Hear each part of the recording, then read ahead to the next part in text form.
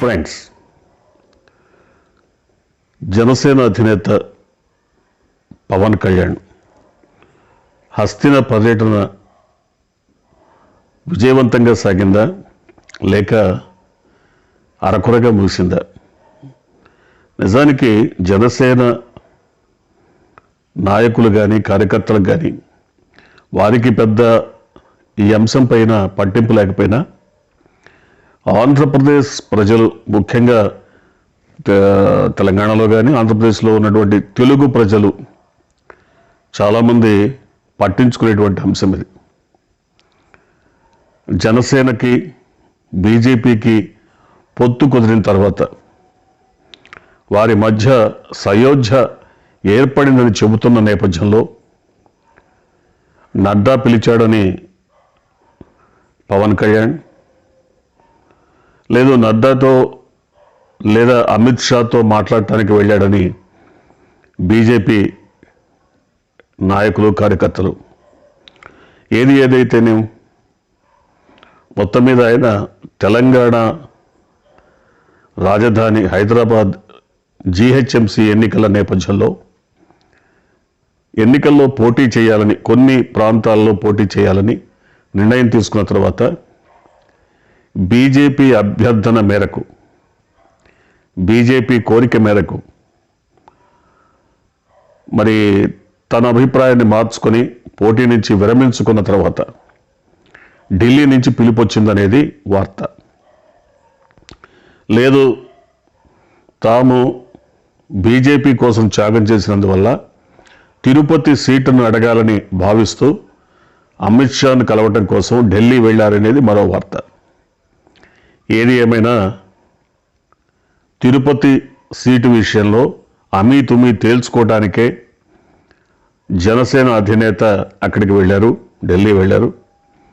2 రోజుల పాటు అక్కడ నాయకుల ఇంటర్వ్యూ కోసం, నాయకులతో చర్చించడం కోసం, నాయకులతో భేటీ కోసం, ముఖాముఖి కోసం 2 రోజుల పాటు ఎదురు చూడాల్సిన పరిస్థితి వచ్చింది. అంటే కారణాలు ఏదైనా కావచ్చు, అక్కడ వారికి వేరే పనులు ఉండొచ్చు, లేదా ఈయన అకస్మాత్తుగా వెళ్ళి ఉండొచ్చు, ఏదైనా కావచ్చు. మొత్తం మీద 2 రోజుల నిరీక్షణ తర్వాత బీజేపీ అధ్యక్షుడు నడ్డా పవన్ కళ్యాణ్తో కలిశారు, మాట్లాడారు. కానీ పవన్ కళ్యాణ్ లేదా నాదెళ్ల మనోహర్ వీరిద్దరూ కలిసి తిరుపతి సీటు గురించి మాట్లాడామని చెబుతూనే పోలవరం లేదా మరికొన్ని అంశాలు, రాజధాని అంశాలన్నీ మాట్లాడాం అని చెప్పారు. కానీ జనసేనతో ఈ విషయాలు బీజేపీ చర్చిస్తుందా లేదా చర్చించినా పట్టించుకుంటుందా? జనసేన ప్రస్తావించిన వీటి గురించి బీజేపీ పట్టించుకుంటుందా అంటే పట్టించుకోకపోవచ్చు. ఎందుకంటే బీజేపీ అవుట్లుక్ వేరే ఉంటుంది, బీజేపీ దృష్టి అంతా వేరే ఉంటుంది. ప్రభుత్వం నుంచి వచ్చే ప్రతిపాదనలు లేదా తాము ఏదైనా ఒక కార్యక్రమం చేస్తే ప్రజల నుంచి ఎలాంటి స్పందన వస్తుంది, ఈ రకమైనటువంటి అంశాలే తప్ప మిత్రపక్షంగా భావిస్తున్నటువంటి జనసేన అభ్యర్థనలను పట్టించుకునే పరిస్థితి ఉండకపోవచ్చు. కానీ తిరుపతిలో వైసీపీ పక్షాన గెలిచినటువంటి ఎంపీ బల్లి దుర్గాప్రసాద్ అకాల మరణం తర్వాత మరి ఎన్నికలు వచ్చాయి, ఉప ఎన్నిక జరుగుతుంది. ఎన్నికల సందర్భంగా టీడీపీ తన అభ్యర్థిని ప్రకటించేసింది, పనబాక లక్ష్మి. ఆవిడ గత ఎన్నికల్లో పోటీ చేసి ఘోరమైనటువంటి ఓటమి, దాదాపు 2.5 లక్షల ఓట్ల తేడాతో ఆమె ఓడిపోయారు. అయితే ఆ సందర్భంగా బీజేపీ అభ్యర్థి కంటే జనసేన అభ్యర్థికి ఎక్కువ ఓట్లు వచ్చాయి. బీజేపీ అభ్యర్థికి 5,000, 6,000 వస్తాయి. జనసేన అభ్యర్థికి తిరుపతి నియోజకవర్గంలో, పార్లమెంటరీ నియోజకవర్గంలో 20,000 ఓట్లు వచ్చాయి. ఇది ఇప్పుడు చర్చనీయాంశం. నిజంగానే తిరుపతి పార్లమెంటరీ నియోజకవర్గంలో ఉన్నటువంటి 5-6 అసెంబ్లీ కాన్స్టిట్యున్సీస్లో కాపు బలిజ కులాలకు చెందినటువంటి ఓటర్లు ఎక్కువగా ఉన్నారు. వారందరూ కూడా ప్రభావితమై జనసేనకి వేస్తారన్నది ఆ పార్టీ భావన, అభిప్రాయం. నిజానికి ఒకవేళ అదే నిజమనుకుంటే ప్రజారాజ్యం పార్టీ పెట్టినప్పుడు కానీ, మొన్న 2 సార్లు జనసేన పోటీ చేసినప్పుడు కానీ జనసేనకు ఆ మేరకు మద్దతు రావాల్సి ఉంది, మరి రాలేదు. మరి కేవలం 20,000 ఓట్లు సాధించడం అంటే దానికోసం అక్కడ అభ్యర్థిని పెట్టి పోటీ చేయటం అనేది అసంబద్ధమని బీజేపీ వాళ్ళ వాదన. బీజేపీ తమకంటూ సంప్రదాయమైన ఓట్లు అంటే ట్రెడిషనల్ ఓట్ బ్యాంక్ కొంత ఉంది కాబట్టి ఆ ఓట్ బ్యాంక్కి జనసేన ఓట్లు జతైతే మరి కనీసం ఒక గట్టి పోటీ ఇచ్చేటువంటి అవకాశం ఉందనేది బీజేపీ భావన. ఎందుకంటే గతంలో ఒకసారి బీజేపీ అభ్యర్థి తిరుపతి నియోజకవర్గం నుంచి గెలిచినటువంటి దాఖలాలు ఉన్నాయి. కానీ ఆ తర్వాత బీజేపీ క్రమంగా తన పట్టును కోల్పోతూ వచ్చింది.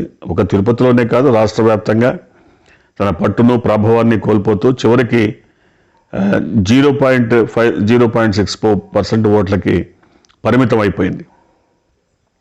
ఈ పరిస్థితుల్లో మళ్ళీ ప్రజల ముందుకు వెళ్ళి తమ సత్తా చాటాలనేది బీజేపీ నాయకుల అభిప్రాయం. మరోపక్క జనసేన కూడా తెలంగాణలో తాము బీజేపీ కోరగానే పోటీ నుంచి విరమించుకున్నటువంటి నేపథ్యంలో మరి తిరుపతి సీటును మాకు కేటాయించాలనేది ఆ పార్టీ అభ్యర్థన. ఏది ఏమైనా బీజేపీకి జనసేనకు బీజేపీ వదిలేసిన ఆ సీట్లో ముఖ్యంగా తిరుపతి కాన్స్టిట్యున్సీలో గెలుపు అవకాశాలు ఎవరికి ఉంటాయి,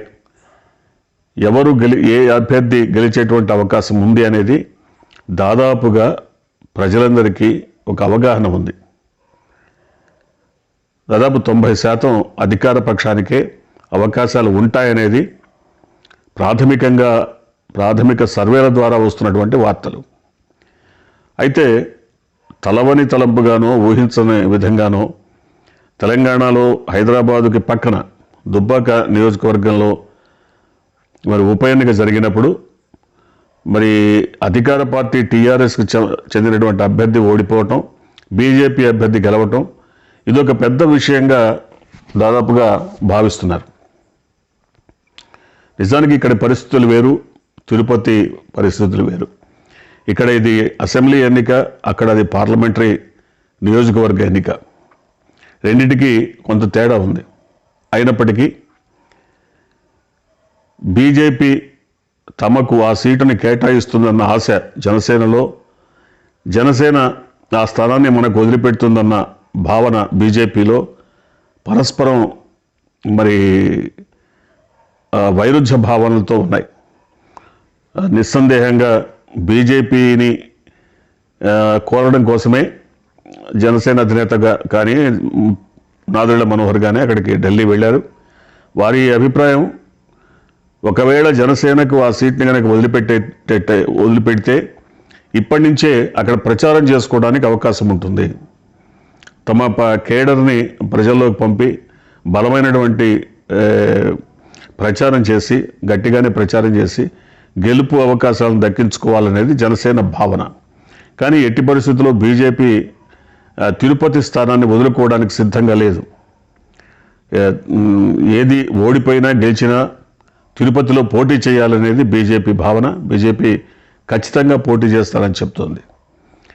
కాకపోతే బీజేపీ ఈసారి ప్రజల ముందుకు వస్తే బీజేపీ వాగ్దానాలను ప్రజలు నిలదీస్తారనేటువంటి భావన కూడా ఉంది. అంటే సాక్షాత్తు ప్రధాని మోడీ ఎన్నికల ప్రచార సందర్భంగా మరి తిరుపతి వచ్చినప్పుడు ప్రత్యేక తరగతి హోదా ఇస్తారని ఆయన హామీ చేశారు. మరి విశాఖపట్నానికి రైల్వే జోన్ ఇస్తామని చెప్పారు. కడపలో స్టీల్ ప్లాంట్ పెడతామని చెప్పారు.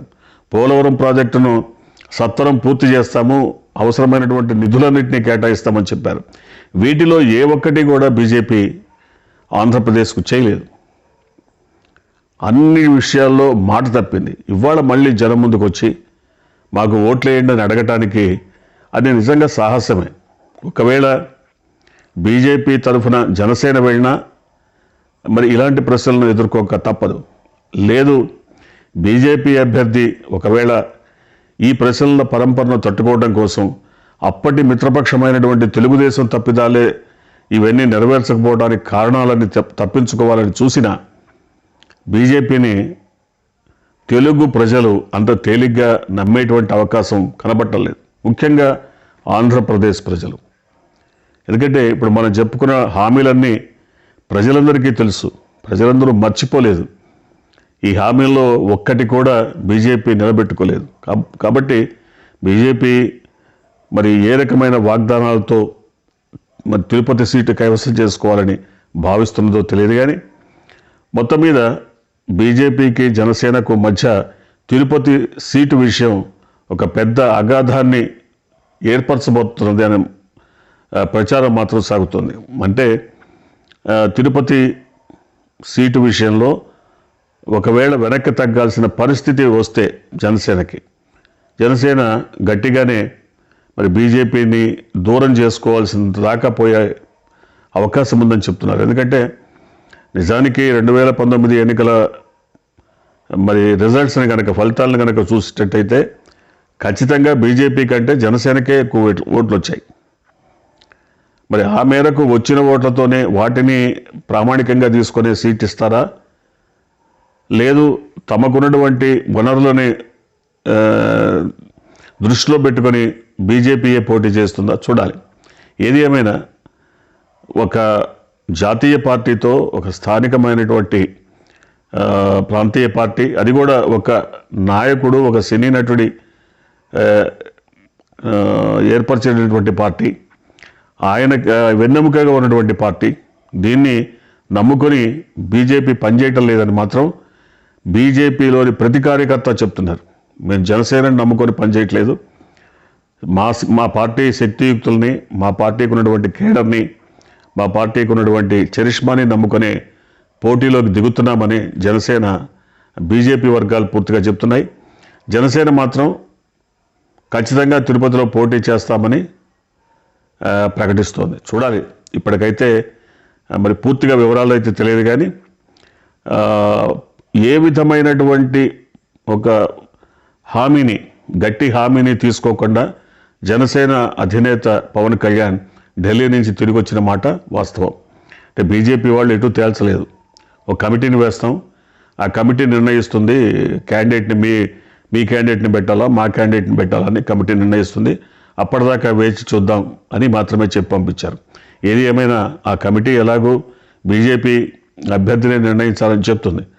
కాకపోతే ఇదంతా ఒక స్ట్రాటజిక్గా బీజేపీ వ్యూహాల్లో ఇదొక భాగంగా జనసేన అర్థం చేసుకుంటే మాత్రం మరి ఆదిలోనే హంసపాదుల విడిపోక తప్పదు. చూద్దాం ఏం జరుగుతుందో.